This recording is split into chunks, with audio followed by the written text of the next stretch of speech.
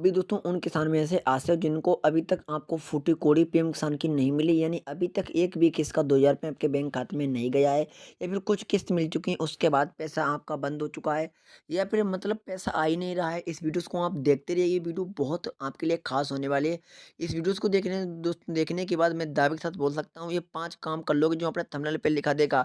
5 काम करने के बाद सरकार आपको 2000 से 36,000 रुपये जो रुका हुआ है आपका, ये पूरा का पूरा पैसा आपके बैंक खाते में आ जाएगा, वो भी 19वीं किस्त के साथ। तो 5 काम में आप सुन लीजिए गौर से। देखिए, अगर आपका पेंशन का फॉर्म अप्रूवल हो चुका है, तो आपको उनके अंदर 3 काम करना मैंडेटरी है। जी हाँ, और 2 काम और। अगर फार्म अप्रूवल नहीं है, रिजेक्ट पेंडिंग आ रहा है, उसके बारे में हम लास्ट में बात करेंगे। तो अगर फार्म अप्रूवल हो चुका है, तो फार्म अप्रूवल से डायरेक्ट पैसा नहीं आता है, उसमें भी कुछ काम करने पड़ते हैं। देखिए, मैं स्क्रीनशॉट आपको डिस्प्ले पर दिखा रहा हूँ। पहला काम केवाईसी, लैंड सीडिंग, आधार सीडिंग। ये 3 काम उतने ज़रूरी हैं जितना ज़रूरी आपको पेंशन का पैसा लेना ज़रूरी है। जी हाँ, चाहे आपका केवाईसी नो आ रहा होगा फिर भी पैसा सरकार नहीं भेजेगी, लैंड सीडिंग नो आ रहा होगा फिर भी पैसा नहीं मिलेगा। लैंड सीडिंग का मतलब होता है ज़मीन का इंतखाब स्टेटस में नहीं लगा होगा, स्टेटस में वेरीफाई नहीं होगा, तो यहाँ पे लैंड सीडिंग नो ही आएगा।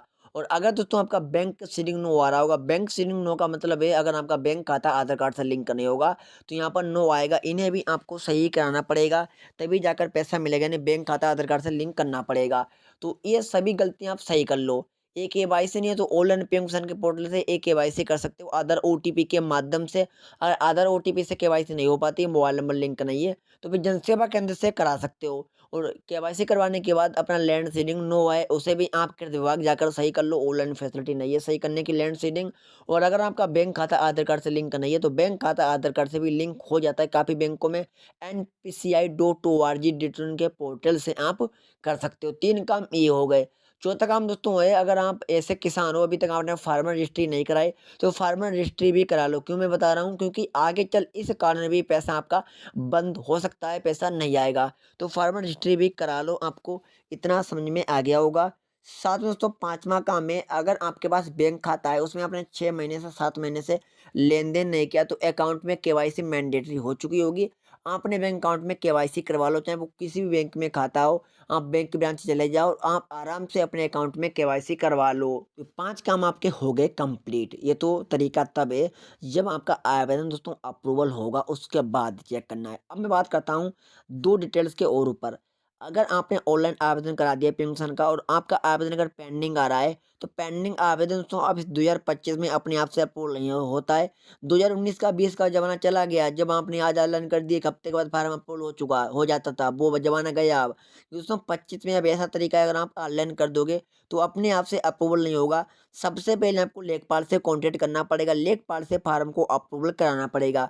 जब आपका फार्म दोस्तों अप्रूवल हो जाएगा, तब सरकार आपको पैसा भेजना शुरू करेगी।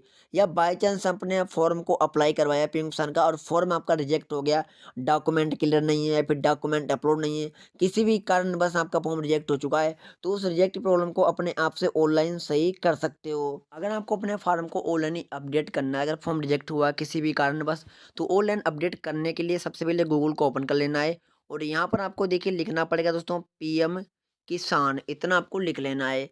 लिख लेने के बाद देखिए यहाँ पर आपके सामने फर्स्ट ऑप्शन आएगा पीएम किसान सम्मान निधि का, इसी पर क्लिक करिए। अब जैसे आप यहाँ पर क्लिक करोगे, तो आपके सामने यहाँ पे इस तरीके से पेज खुल जाएगा। अब नीचे के लिए स्क्रॉल करोगे, देखिए जो ऑप्शन यहाँ पे आ रहा है update of self registration farmer, यहीं पर क्लिक करना है। यहाँ पे जैसे आप क्लिक करोगे, तो यहाँ पर आपको अपना आधार नंबर देना है, जो कैप्चा है कैप्चा यहाँ पे देना है, और सर्च के सेक्शन पर आपको क्लिक करना है। यहाँ पे जो भी नंबर आपका होगा वो नंबर आ जाएगा। अगर ये नंबर चल रहा है, तो इस पे ओटीपी मंगा लीजिए। अगर नंबर खो चुका है, बह चुका है, तो इस नंबर को यहाँ से कट करके दूसरा नंबर यहाँ पे आप लगा लो। दूसरा नंबर लगाने के बाद यहाँ पे गेट मोबाइल ओटीपी पे क्लिक करो। फिर आपके इसी नंबर पर एक ओटीपी 4 डिजिट का भेजा जाएगा, वो ओटीपी यहाँ पे देना है। फिर गेट आधार ओटीपी पे क्लिक करना है। अब आपके आधार रजिस्टर मोबाइल नंबर पर एक ओटीपी को भेजा जाएगा, वो ओटीपी डालोगे, तो पूरा का पूरा फॉर्म खुल जाएगा। जो फॉर्म में पहले से डिटेल भरी होगी, वो डिटेल्स आपकी आ जाएगी। फिर नीचे स्क्रॉल करोगे, जिस भी कारण फॉर्म रिजेक्ट हुआ, जैसे डॉक्यूमेंट क्लियर नहीं है, तो आप इंतखाब को अपलोड कर देना है, फिर अपडेट पे क्लिक कर देना है। फिर आपका दोस्तों रीअपडेट फार्म हो जाएगा, फिर चेकअप होगा, वेरिफिकेशन हो जाएगा। कुछ समय तक आपको इंतजार करना है। इंतजार करने के बाद फिर आपका फार्म अप्रूवल हो जाएगा, फिर आपका लिस्ट में नाम जुड़ जाएगा।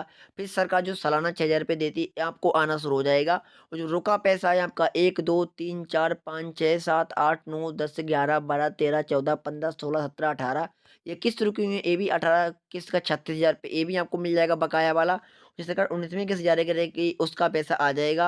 अगर आप जल्द सही करा लोगे तो फिर 19वीं किस्त के साथ ये बकाया भी पैसा मिल सकता है और 19वीं किस्त भी आ सकती है। लेकिन प्रॉब्लम सही हो जाएगी तब ना, जितनी जल्दी हो सके उतनी जल्दी डिटेल को सही करा लो। जानकारी अच्छी लगी हो तो वीडियो को लाइक करना और चैनल को भी सब्सक्राइब करना। धन्यवाद।